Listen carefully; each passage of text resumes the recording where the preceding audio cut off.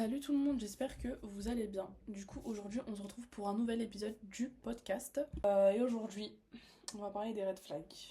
Euh, À la base, c'est vrai que cet épisode, il n'était pas du tout prévu parce que je voulais juste pas le faire. Voilà, j'avais pas spécialement envie ou même j'y avais pas forcément pensé à cet épisode.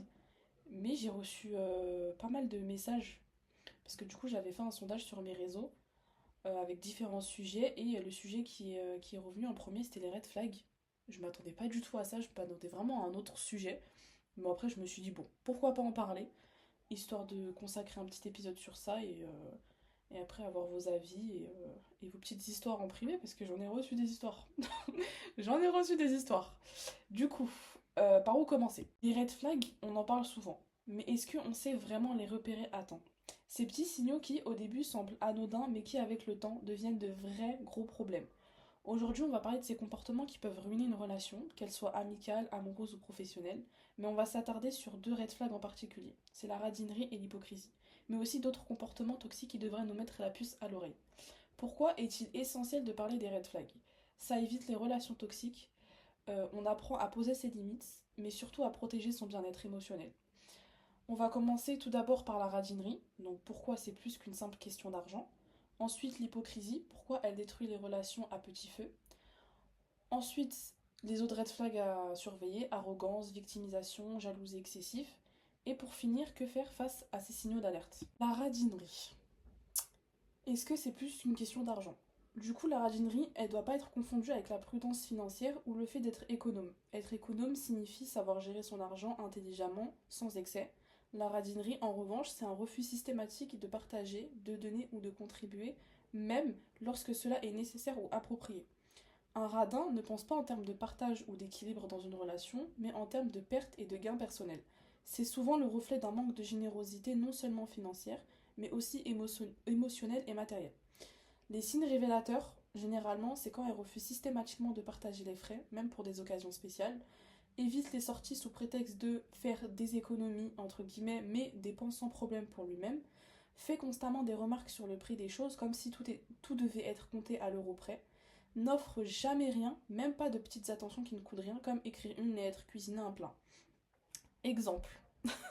Ça, c'est un exemple d'une de mes copines qui m'a raconté ça. Et je me suis dit que c'était un exemple parfait pour vous parler de ça parce que j'étais vraiment morte de rire quand elle m'a raconté ça. Genre, vraiment. Ma copine, elle avait rencontré un garçon qui avait pas mal de qualités. Ça veut dire qu'il était drôle, il était cultivé, ils avaient quand même une bonne petite complicité. Mais il était d'une radinerie.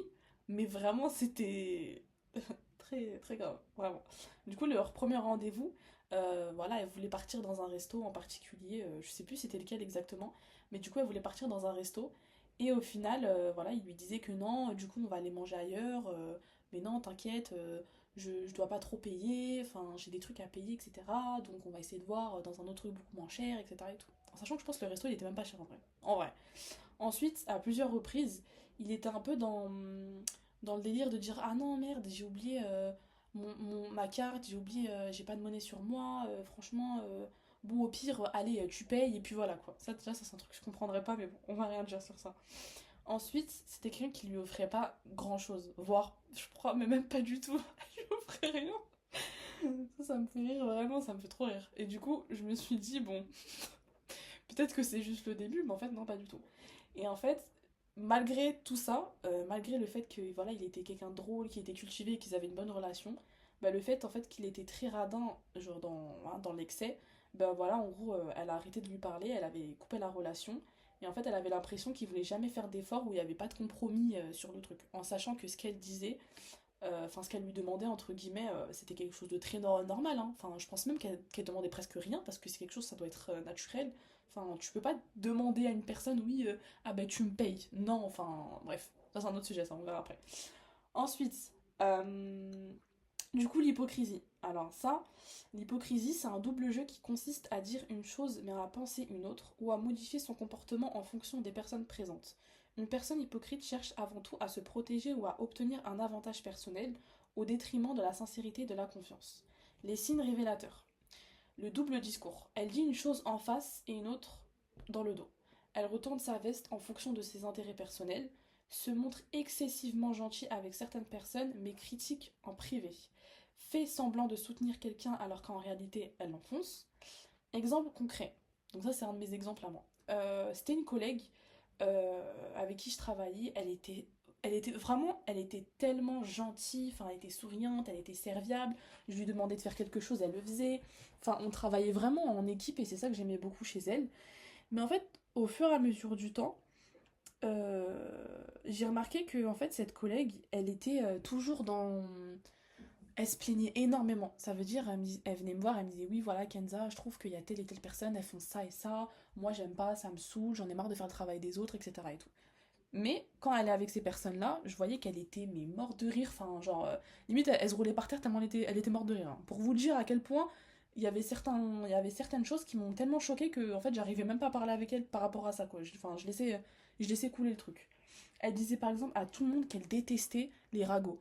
Elle aimait pas quand les gens parlaient sur les autres gens. Elle aimait pas entendre, voilà, elle aimait pas entendre des sujets négatifs sur les autres. Alors que c'était la première, mais vraiment la première à propager ses propres ragots.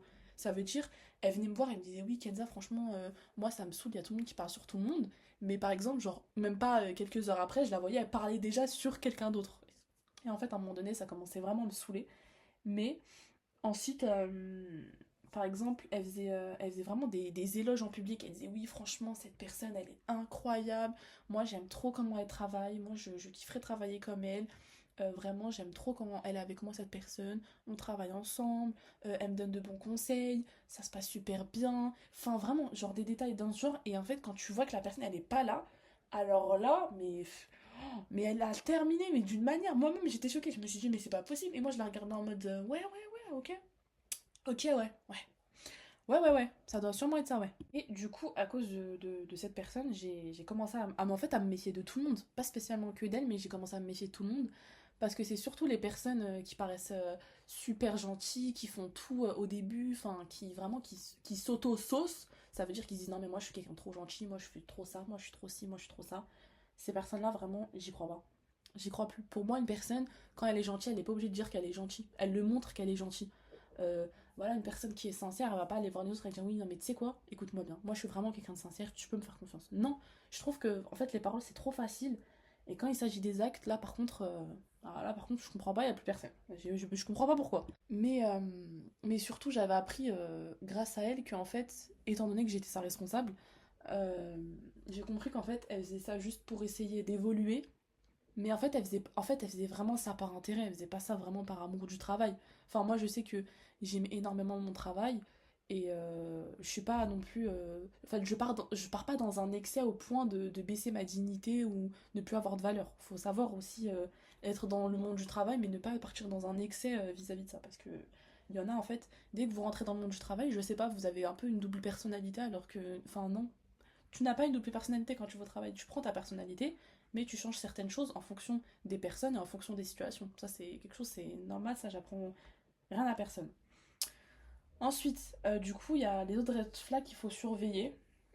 Ça, par contre, c'est sûr que je vais en parler vraiment en détaillé parce qu'il y en a certains que j'ai vécu et d'autres personnes autour de moi, de mon entourage, qui l'ont vécu aussi. Donc, parce que en fait, du coup, j'ai pas mal d'histoires vis-à-vis de ça. Se sentir supérieur aux autres.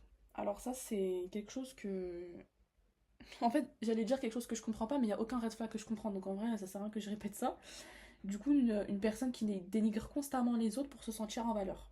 C'est vrai que moi, j'avais eu affaire à ce genre de comportement quand j'étais au lycée, je m'en souviens. Il y avait une fille, enfin, j'étais copine avec elle. D'ailleurs, je sais même pas comment ça se fait que j'étais copine avec elle. À l'heure actuelle, des fois, je me pose des questions, je me dis, mais Kenza, je sais pas, par moment, il s'agirait d'activer son cerveau et être logique dans ta vie. Enfin, j'ai pas, je comprenais pas pourquoi. Du coup, cette personne, cette fille-là, elle était très, elle rabaissait constamment les autres, mais surtout moi en fait. Plus particulièrement moi, en sachant que j'ai toujours été très gentille avec elle, j'étais très serviable. Quand elle avait besoin de moi, j'étais directement là. Enfin, elle avait pas d'argent, je lui payais des trucs sans même demander en retour. Moi, je suis une personne, je demande jamais rien en retour. Ça veut dire si je te fais quelque chose, je te le fais avec le cœur, mais je veux rien en retour. Genre, moi, juste, voilà, ça se passe bien, et puis voilà, je vais pas te dire, ah, mais t'as vu la dernière fois, t'as fait ça, ouais, bah tu dois me faire ça. Non. Je suis désolée, non, en plus, c'est super gênant de demander ça, enfin, non, non, enfin, non, non, non, vraiment non, quoi. Et du coup, elle passait vraiment son temps à dénigrer les gens, mais à les rabaisser. Et surtout, c'est même pas les rabaisser en privé, c'est vraiment les rabaisser en public. Ça veut dire, je sais pas, des fois, elle va me dire, oui, moi, je sais que moi, j'avais un problème quand j'étais au lycée et tout. C'est vrai que j'avais pas trop de copines. Et je sais que. Et j'avais que elle en fait. J'avais que elle comme copine. Et je sais que des fois elle me disait quoi devant les autres. Elle me disait non, mais t'as pas d'amis, t'es toujours avec moi. Franchement, moi je comprends pas et tout. Alors qu'elle sait parfaitement pourquoi j'avais pas d'amis. Parce que j'étais pas trop sociable, j'aimais pas trop me mélanger avec n'importe qui. Et en fait, le fait qu'elle ait dit ça devant tout le monde, je me suis dit, mais attends, mais pourquoi tu fais ça? Et moi je réalisais pas, je disais rien du tout. Je disais rien du tout, je parlais même pas. Je me suis dit, mais Kenza, mais s'il te plaît, réveille-toi, genre, réveille-toi, c'est pas possible. Et en fait, j'ai laissé couler la chose parce que je sais pas si à ce moment-là j'avais peur du conflit ou bien je voulais pas m'afficher devant les gens, je savais pas quoi dire. Enfin, c'est vrai que je pense que j'étais, il y avait aussi, j'avais un côté timide vis-à-vis de ça parce que je n'osais pas trop répondre quand il y a ce genre de choses. Enfin, c'est vrai que j'aimais pas, vraiment, le conflit, c'était quelque chose que j'aimais pas du tout. Et, et c'était trop. Franchement, c'était trop au point où, en fait, au fur et à mesure du temps, j'ai vu que ça devenait de plus en plus toxique. Et en fait, j'avais arrêté de lui parler. Et le fait d'arrêter de lui parler, ça lui a transmis une haine, en fait, envers moi. Je sais pas pourquoi. Et alors, elle a commencé à me détester. Je sais pas. Franchement, je pourrais même pas vous dire le pourquoi du comment, pourquoi elle a fini par me détester. Parce qu'il y avait aucune raison de me détester. Enfin, je dis pas non plus, je suis un... Enfin, bref, je suis pas un ange non plus, hein. Enfin, il y a des moments où, voilà, ça se passe, voilà. Je vais pas dire les détails, mais en gros, pour vous dire que je suis pas quelqu'un de méchant. Je suis pas quelqu'un de méchante et tout, je suis pas le type de personne qui va dénigrer. Enfin, genre, je m'en fous un peu, je suis pas trop dans le juge. Enfin, je suis quelqu'un, je m'en fous en fait. Je m'en fous de plein de trucs, du coup, je vais pas rentrer dans le détail du jugement ou je vais pas te rabaisser, etc. Et tout. S'il y a quelque chose qui va pas, je vais te le dire en privé. Et en public, je vais rien dire du tout. Je vais juste me taire parce que ça concerne toi et moi. Pas toi, moi et les autres. Les autres, ils ont rien à faire dans cette histoire. Donc je vois pas en fait ce que les autres vont faire dans l'histoire, quoi. Surtout qu'en plus, les personnes. Enfin, je sais que quand t'es au lycée, enfin, quand il y a ce genre de problème et tout, les gens ils sont un peu dans. Voilà, ça chauffe l'histoire, etc. et tout. Ouais, mais t'as vu comment t'as parlé? Ah, mais ça m'aurait pas plu. Ah, mais nanani, ah, mais nanana. Non. Franchement, flemme un peu. Moi, j'étais vraiment pas dans le conflit et tout, donc je me suis dit non, c'est mort. Du coup, ensuite, la victimisation permanente. Du coup, une personne qui se plaint tout le temps et se pose toujours en victime. Du coup, les personnes qui se plaignent tout le temps, ça c'est un truc, je comprends pas.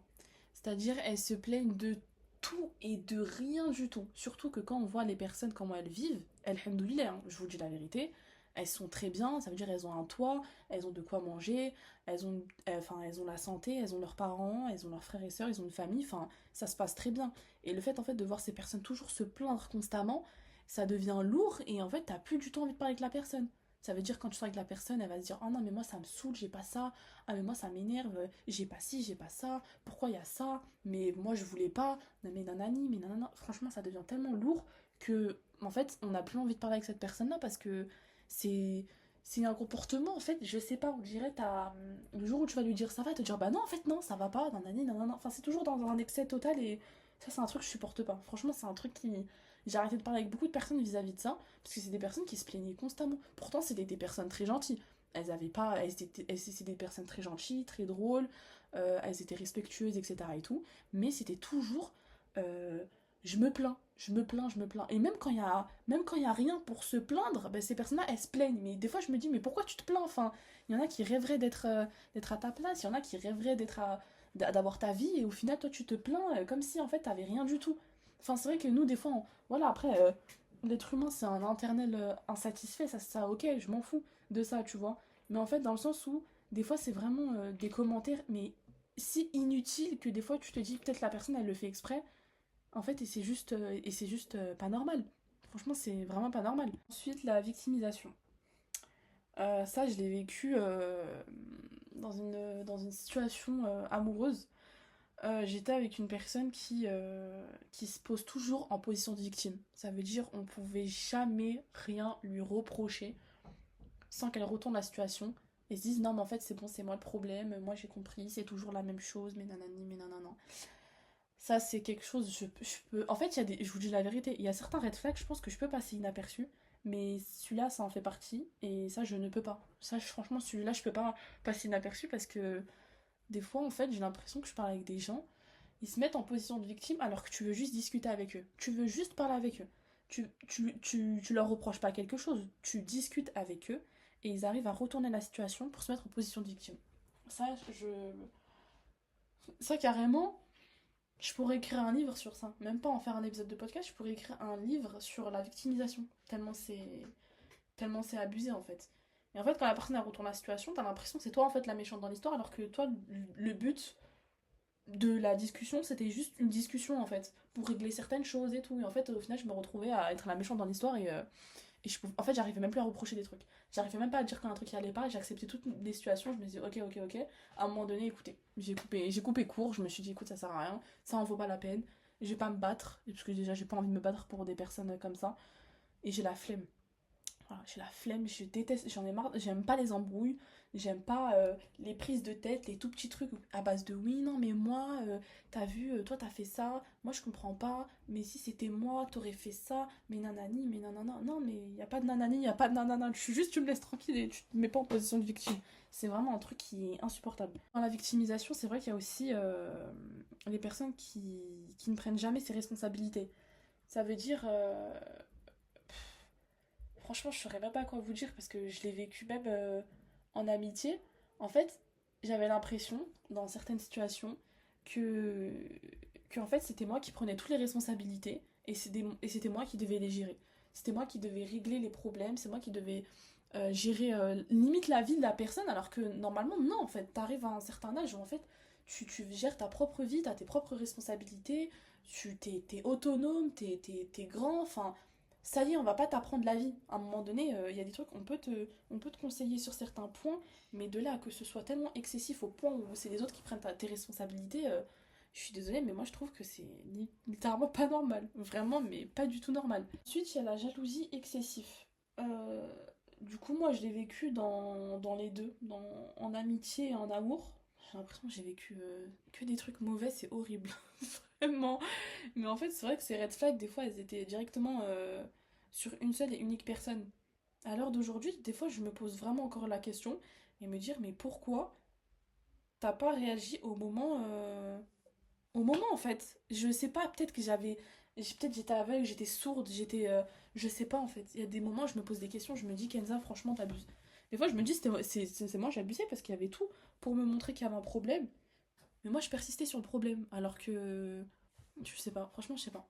Mais concernant la jalousie excessive, du coup, cette même personne qui se mettait en position de victime, avec qui j'étais, elle avait une jalousie excessive au point où je m'en souviens. Enfin, j'en rigole, hein, mais c'est tellement grave de faire ça, au point où je m'en souviens que la personne, elle m'avait suivi du lycée jusqu'à chez moi. Juste du lycée jusqu'à chez moi. La personne m'a suivi. Et en fait, je me suis rendu compte que j'étais avec une personne qui était totalement pas normale dans sa tête. C'était littéralement un psychopathe. Enfin, et en fait, j'ai normalisé trop le truc à ce moment-là. Et je sais pas pourquoi je le normalisais alors que quand tu le racontes, c'est très grave. Enfin, de suivre quelqu'un pour voir avec qui elle traîne, avec qui elle parle. Enfin, des fois, je rentrais avec plein de personnes de ma classe. Du coup, bah, il y avait forcément des filles et des garçons. Mais, euh, mais c'était quelque chose de raisonnable. Enfin, il n'y avait pas de trucs bizarres. Enfin, on rentrait juste des cours. On était jeunes. Il n'y avait rien. Enfin, c'était normal. Et en fait, je me retrouvais, je tournais ma tête, je le voyais de loin. Genre, vraiment, je le voyais de loin. Mais j'étais tellement morte de rire. Je me suis dit, non, mais c'est pas possible. Mais c'est pas possible. Vraiment, c'est pas possible d'être avec une personne pas normale dans sa tête, en fait. Et au final, en fait, je comprenais pourquoi les gens ils avaient peur de lui. Mais quand je dis peur de lui, enfin, moi, pour ma part, il ne m'a jamais rien fait. Ça veut dire il a jamais été violent avec moi, il a jamais été vulgaire avec moi, il m'a jamais insulté, manqué de respect ou autre. C'est juste qu'il avait une jalousie excessive au point où, en fait, c'était trop. C'était trop, en fait. C'était abusé. Vraiment, c'était abusé. Enfin, le mec, à la limite, à haute deux, il me disait, bah non, en fait, tu respectes tes frères et sœurs, en fait. Enfin, limite, il était super capable de me faire ça. Vraiment. Mais en vrai, il n'allait pas faire ça. Ensuite, on va parler du manque de respect, le manque de respect des limites. Ça veut dire quand une personne, elle insiste quand on dit non, et une personne qui ne respecte pas l'espace personnel ou les décisions des autres. Euh, c'est vrai que moi, avant, j'avais... Enfin, comment dire? J'avais peur de dire non, parce que je voulais pas que la personne, elle s'énerve ou elle se blesse. Elle se sente blessée ou autre, en fait. Je voulais tellement faire plaisir aux autres qu'en fait, je disais jamais non. Et en fait, le jour où j'ai dit non, une fois, j'avais l'impression que j'avais tranché la gorge de la personne. Vraiment, tellement en fait, c'est un truc de ouf. En fait, je me rendais compte que les gens, quand tu leur dis non, bah, ils forcent jusqu'à dire oui. Et en fait, ils acceptent pas que par moment, t'as pas forcément envie. Voilà, t'as pas forcément l'envie, t'as pas tête à ça, t'as pas goût au truc, et en fait, t'as juste envie qu'on te laisse tranquille. Et en fait, il y a énormément de personnes qui ne respectent pas le fait quand on leur dit non et qui sont obligés de forcer, de forcer, de forcer jusqu'à que la personne elle dise oui. Et le pire, c'est que quand la personne elle dit oui, c'est vraiment. Franchement, ça a contre-cœur. Ça veut dire que ça vient même pas d'elle, c'est juste vraiment pour faire plaisir. Et au final, elle se sent. Elle est dégoûtée. Moi, je sais que plusieurs fois, je disais oui, mais qu'est-ce que j'avais pas envie de sortir, j'avais pas envie de faire des trucs. Franchement, c'était juste pour faire plaisir à la personne. Et je me rendais compte qu'au final, bah, inversement, la personne, enfin, quand elle disait non, bah, moi, je persistais même pas en fait. Moi, quand c'était non, c'était non. Bon, après, il y a différents trucs où je disais non, mais s'il te plaît, oui, oui, oui, quoi. Juste avec mes parents. Comme ils disaient non, tu fais pas un truc, bien évidemment, je forçais pour avoir le oui. Mais après, là, c'est différent, ça reste des parents, c'est pas des autres personnes. Mais c'est vrai que le respect du non, il était. Franchement, c'était énormément demandé hein, pour que les gens y comprenaient quand je disais non, en fait. C'était toujours à base de non, mais allez, ça y est, c'est bon, on va pas rester longtemps, ça va être vite fait, t'inquiète, nanani, c'est rien de grave, je sais pas quoi. Enfin, tu sais, les gens, ils arrivent toujours à trouver des bonnes excuses pour qu'ils t'influencent dans leur truc, et au final, bah, tu te retrouves à faire encore des trucs que tu veux pas faire. Franchement, ça, ça a le don de me saouler, mais au final, je me rends compte que, heureusement, aujourd'hui, j'ai changé vis-à-vis de ça, et que quand je dis non, c'est vraiment non, quoi. Je lui dis pas non parce que voilà, j'ai envie de te blesser ou autre, c'est vraiment non parce que j'ai pas tête à faire cette chose, j'ai pas forcément l'envie, j'ai pas forcément l'énergie, j'ai pas tête, j'ai pas goût à faire ce que tu me demandes, et puis voilà, ça fait pas de moi une mauvaise personne, ça fait pas de toi mon ennemi si je te dis non, ça fait juste de nous une amitié ou une relation ou autre dans le respect, enfin tout simplement, c'était quelque chose qui était juste normal pour moi, mais aux yeux des autres, c'était une catastrophe. Vraiment, on dirait, j'avais l'impression que je les tabassais quand je leur disais non. Alors qu'ils disaient rien du tout. Vraiment rien. Ensuite, on va parler de comment réagir face à ces red flags. Du coup, tout d'abord, il faut fixer ses limites. Ça veut dire, c'est pas parce que vous aimez cette personne que vous devez absolument accepter tout d'elle. Vous discutez avec elle, vous lui dites que voilà, il y a des choses qui ne vous plaisent pas chez elle, qu'il y a des choses qu'il faut pas faire, qu'elle abuse sur certains points, et je pense qu'elle a une bonne discussion et vraiment énormément de compréhension, parce que voilà, la discussion c'est primordial, etc. et tout, mais si tu parles avec une personne et au final elle ne comprend pas ce que tu dis, c'est comme si tu parlais avec le mur. Autant parler avec un mur, ça ira beaucoup plus vite. Mais, euh, mais voilà, faut pas tout accepter juste parce que tu aimes la personne. Tu peux aimer la personne et ne pas accepter certains points chez elle. Mais il faut en discuter. Faut lui dire voilà qu'il y a des choses qui ne vont pas. Je trouve que voilà, t'as vu sur certains points. Moi, j'aime pas trop quand t'es comme ça. Voilà, faut que t'apprennes à être comme ça et à être comme ça. Si vous voyez que la personne vraiment, ça c'est ancré en elle, elle a ça dans le sang. Enfin, je suis désolée, à un moment donné, faut quitter la table quand le respect il est plus servi. Enfin, tout simplement quoi.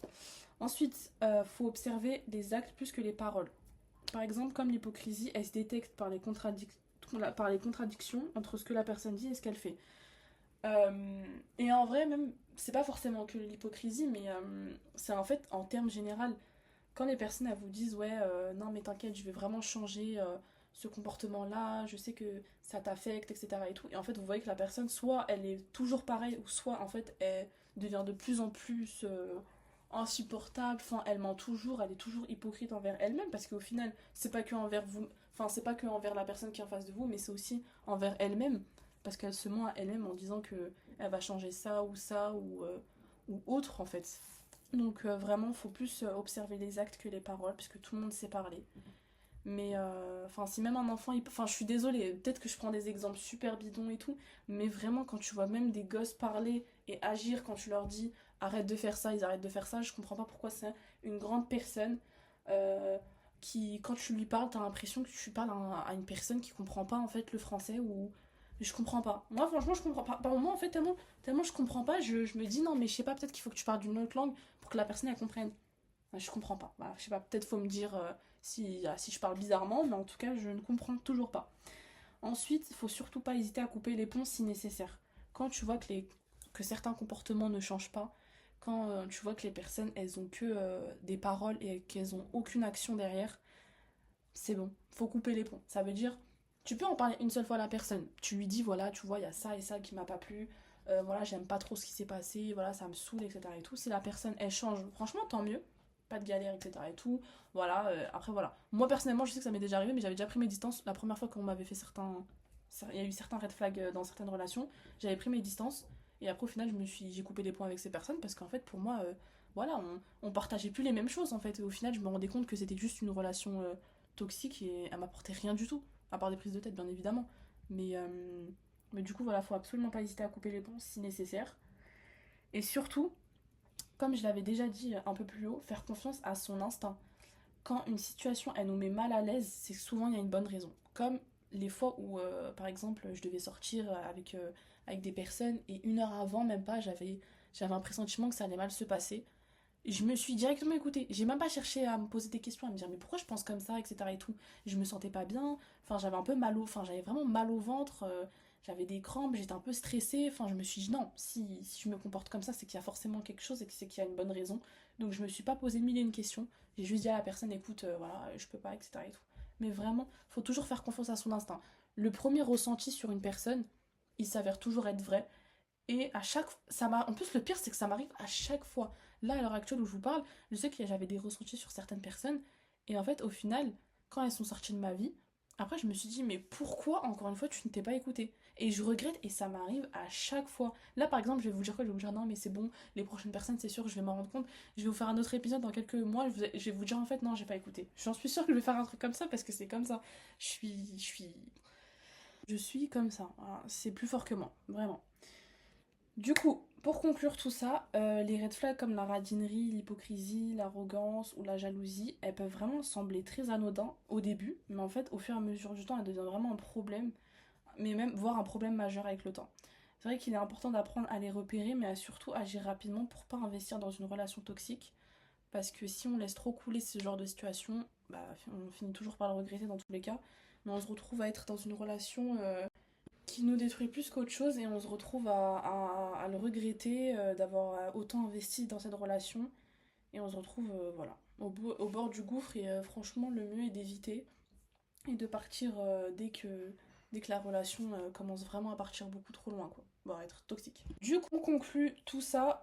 Du coup, n'hésitez pas à me dire en commentaire quels sont les red flags que vous avez déjà rencontrés. Si vous avez aimé cet épisode, si vous avez des petites histoires à me raconter en privé, je les écouterai. En même temps, je vais vous critiquer parce que j'aime bien critiquer les personnes qui sont bêtes. Non, je rigole. Non, je rigole, ça me dérange pas du tout parce que moi-même j'ai vécu ces genres de relations, enfin ces red flags dans différentes relations. Donc en vrai, je ne vous en veux pas si vous avez accepté au début. Ça arrive, on fait tous des erreurs, mais l'essentiel c'est d'apprendre de ces erreurs. En tout cas, voilà, abonnez-vous, partagez autour de vous. Et du coup, je vous fais plein de gros gros bisous. Bisous, bisous.